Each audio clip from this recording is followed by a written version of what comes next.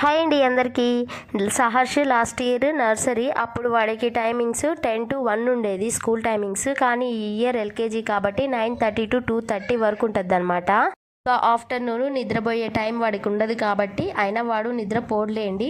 ఇంకా అందుకని చెప్పి నేనే కొంచెం లేట్గా లేపుతానమాట. 8:30 8 ఆ టైంలో లేపానంటే ఇంకా డే మొత్తం కొంచెం యాక్టివ్గా ఉంటాడు కదా. ఎలాగైనా వాడు నిద్రపోకపోయినా యాక్టివే లేండి.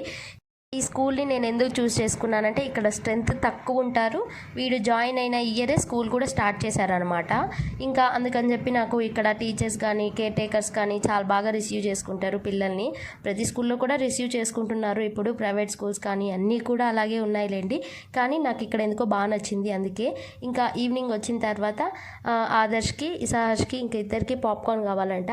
సహర్ష్ పాప్కార్న్ తెచ్చి పాప్కార్న్ చేయమన్నాడు. ఇంకా అందుకని చెప్పి పాప్కార్న్ చేస్తున్నాను.